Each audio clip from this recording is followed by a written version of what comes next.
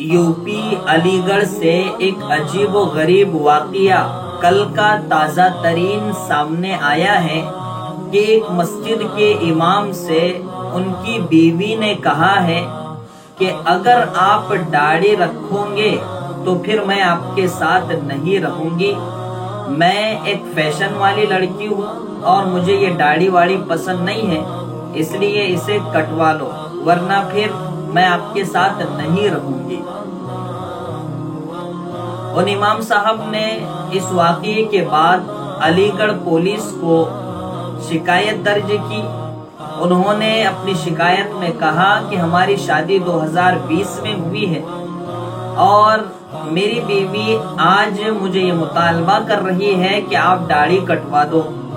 اب میں ایک پیشوا ہوں، امام ہوں مسجد کا، اب میں داڑھی کیسے کٹوا سکتا ہوں؟ اور اس طریقے سے شکایت کی ہے، لیکن اب تک اس شکایت پر FIR ان کی بیوی پر درج نہیں ہوئی ہے۔ خیر، یہ واقعہ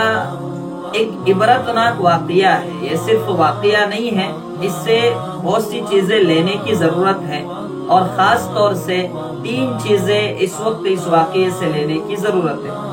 پہلی بات تو یہ ہے کہ شادی ہوئی 2020 میں اور اعتراض ہوا 2021 کے اینڈ میں، تو آخر کیا وجہ ہے کہ 1.5 سال کے بعد اس کو اعتراض ہو رہا ہے؟ شادی کے وقت ہی یا رشتے کے وقت ہی کہہ دیتی، کیونکہ مولوی صاحب کی داڑھی تو ازل ہی سے ہوتی ہے، جب فراغت کے بعد ہی تو داڑھی ہوئی ہوں گی نا، شادی سے پہلے، تو اس وقت کہہ دیتی، اعتراض کر دیتی، اس وقت اعتراض نہیں کی۔ دوسری چیز تربیت کی کمی ہے، ماں باپ کی تربیت نہیں ہوئی، اس وجہ سے آج اس کو یہ جملہ وہ کہہ رہی ہے، اور اس شرمناک حرکت کی وجہ سے پولیس کے پاس کیس بھی درج ہو گیا اور میڈیا پر بھی آ گیا۔ تیسری بات ماں باپ کی غلطی کہ نکاح کے وقت بچی کو پوچھتے تک نہیں ہے کہ یہ تجھے پسند ہے یا نہیں پسند ہے، اور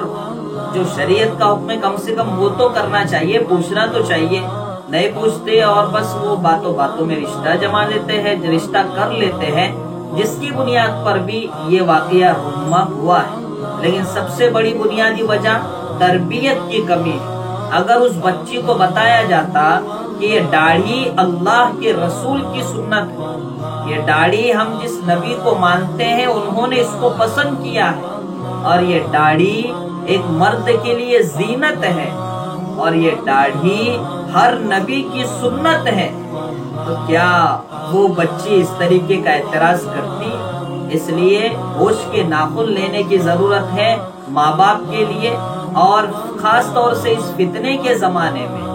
ہوش کے ناخن لینے کی ضرورت ہے۔ فحاشی اور عریانیت کی چیز موبائل بیجا استعمال اس کا آج بچیاں کر رہی ہیں، اور ماں باپ پرسنل موبائل انہیں دے رہے ہیں۔ میری باتیں کوئی دقیانوس بھی کہہ سکتا ہے اور کوئی پرانی سوچ والے بھی کہہ سکتا ہے مجھے کہ بھائی آپ تو پرانی سوچ والے ہو، لیکن یاد رکھیے گا کچھ پرانی سوچیں ہی آپ کو اس دور میں بچا سکتی ہے، ورنہ پھر یہ دن دیکھنے کے لیے تیار رہیے۔